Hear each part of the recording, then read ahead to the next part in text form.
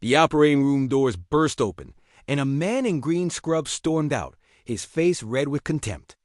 "Get lost," he snapped at the nurse blocking his path. "You're completely useless. I don't know why they even let people like you in here." She didn't flinch. She didn't raise her voice. She just looked at him with calm, steady eyes, the kind of eyes that have stared down things far worse than a bad-tempered surgeon, and if he had known who she truly was, he never would have said a word. Welcome to Soul Relief Stories. Stay with me, because this one is going to stay with you. Her name was Morgan Calloway, 34 years old, brown hair pulled back in a practical bun, a quiet smile that had the strange quality of making everyone around her feel safe. Morgan was working as a travel nurse at Meridian General Hospital in Ohio.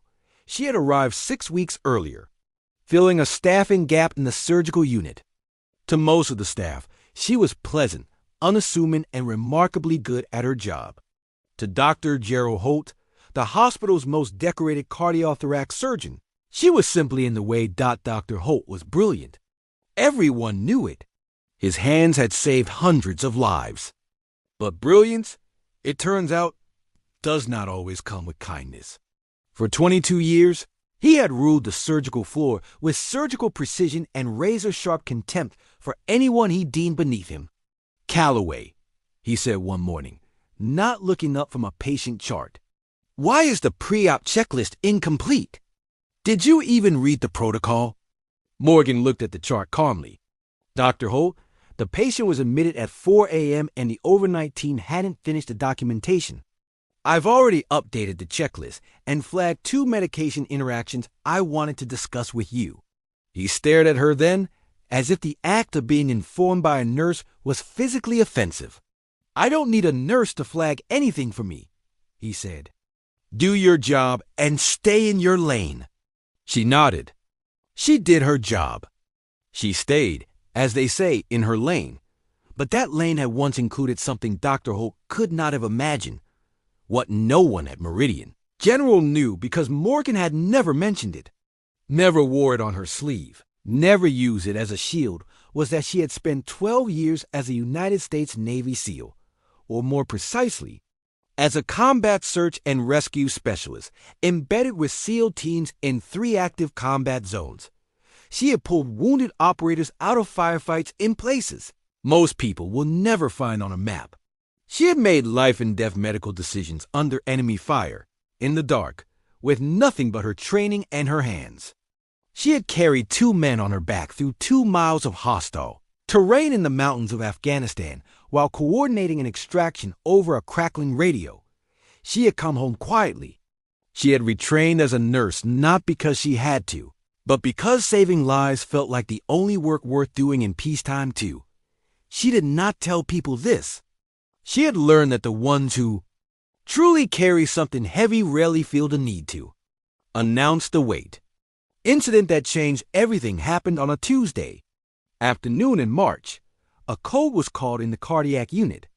A 47-year-old man named David Powell had gone into sudden cardiac arrest during a routine post-operative check.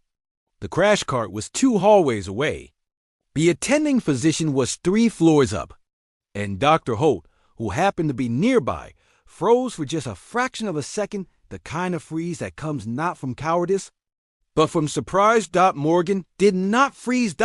She moved with the kind of speed and economy that comes from doing something 1,000 times in the hardest possible conditions.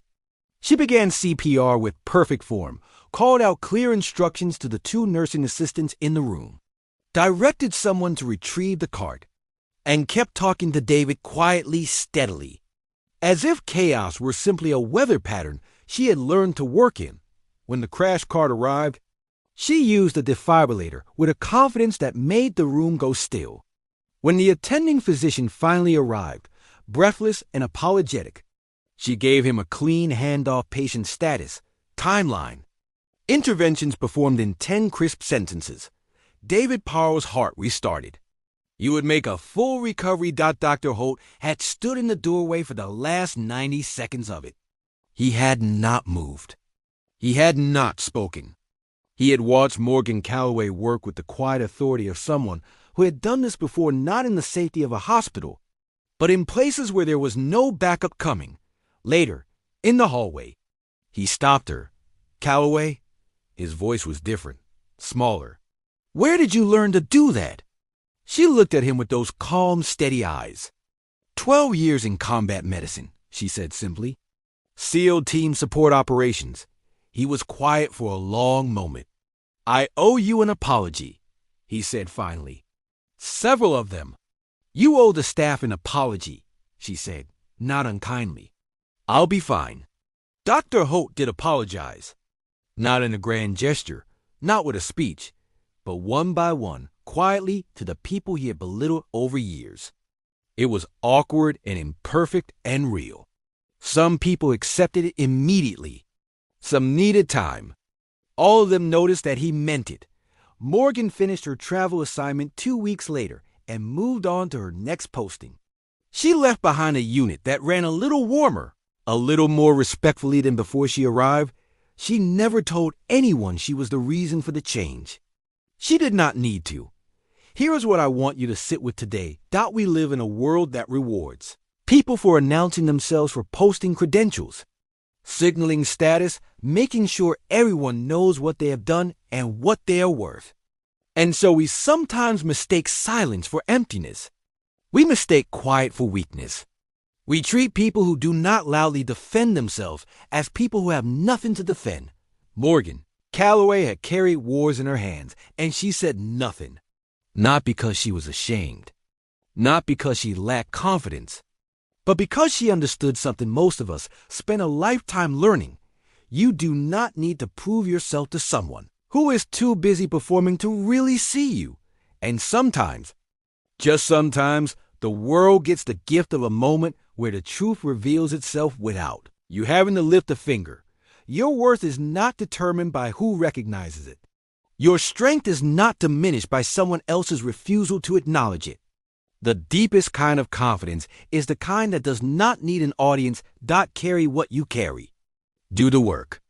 Let the moment speak when it is ready. If this story touched something in you, I would love to know which part hit hardest. Drop it in the comments below. Your words help this community grow and remind me why these stories matter. If you are new here, welcome to Soul Relief Stories. We are here every week with stories built to remind you of what you already know, but sometimes forget. Hit that like button if this one was worth your time. Subscribe so you never miss a story. And share this with someone who needs a reminder today that quiet strength is still strength. I will see you in the next one. Take care of yourself.